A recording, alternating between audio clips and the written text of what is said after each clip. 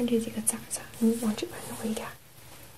你看看这几个，你觉得这两个橘没有这两个黑和花聪明？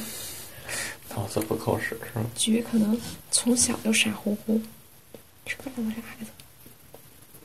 你看那俩吃没吃多香啊！这昨天艰苦奋斗了3个半小时。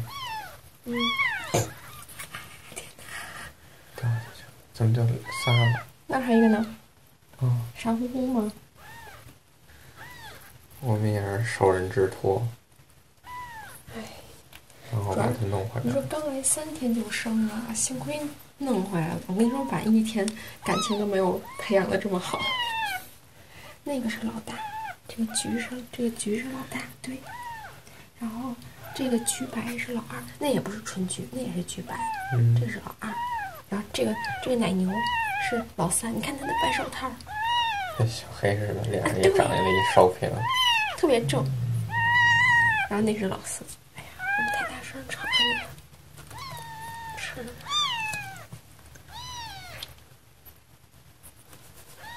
这么多孩子烦吗？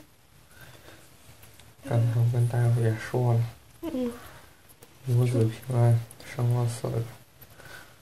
大夫说让咱以后小心点，别再被抓伤了。说让咱买个焊接手套。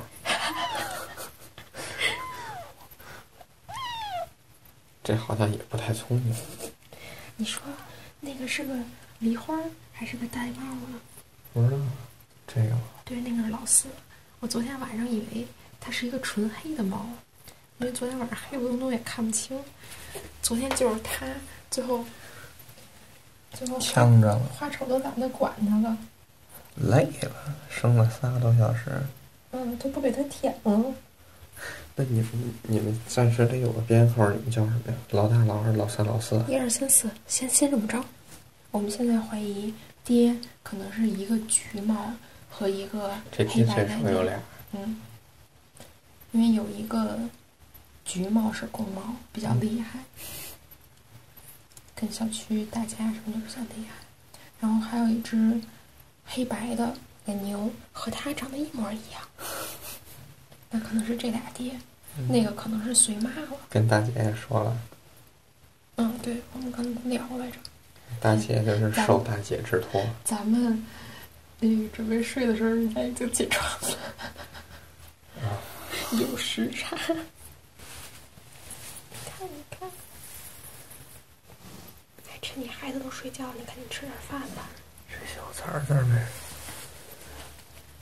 生这么多烦呢啊，花丑。我们开始以为他生了8个。群里记数记了8个。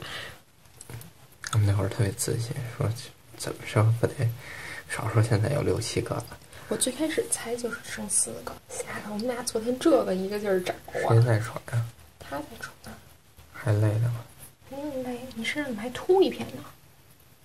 哪呢？这后背这是不是秃了？孩儿舔的，做的。不可能秃这么一大片，主要这2天也没法仔细看看的。行了，4个，母子平安，齐活，这总算这消停一阵子了呢。